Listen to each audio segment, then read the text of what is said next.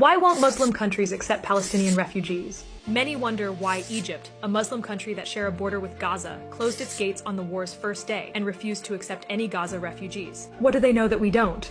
Let's examine 3 countries that welcomed Palestinian refugees: Kuwait and the Palestinians. In 1990, Kuwait had a population of 400,000 Palestinians. After Kuwait's war against Iraq, the Palestinians were expelled for supporting Saddam, the dictator Kuwait was fighting against. Jordan and the Palestinians. In 1970, Jordan housed 1 million Palestinians. That year, a conflict erupted between Jordanian forces and Palestinian militants as they sought to overthrow the Jordanian government. In the conflict known as Black September, the Jordanian forces eventually won, expelling Palestinian leaders and fighters to Lebanon. In revenge, in 1971, a Palestinian terrorist assassinated Jordan's prime minister. Lebanon and the Palestinians. After Jordan, the Palestinian leadership established military and political presence in Lebanon, effectively creating a state within a state. With about half of Lebanon's population being Christian, tensions were heightened by the Palestinians' political and military ambition. The Palestinians' actions significantly contributed to sparking the Lebanese Civil War, a devastating 15-year conflict. At the war's end, the Palestinian leaders were expelled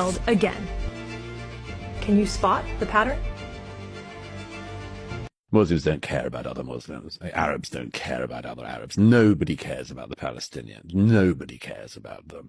Can't tell you how little they care about them. Jordanians loathe them. The Egyptians loathe them. The Lebanese loathe them. They've done nothing for the Palestinians for 70 years. And yet, whenever the Israelis do anything, the Muslims across the West come out on the streets because they hate the Jews. And, you know, hundreds of thousands of people have been killed in Yemen, not a peep on the streets of Britain and other places, certainly not big protests. Bashar al-Assad has killed more Muslims in the last 10 years than everybody on every side killed in every war involving Israel since 1948, including the War of Independence. Nobody cares. The Muslims don't come out on the streets. They don't care. The only thing they care about is their hatred of the Jews.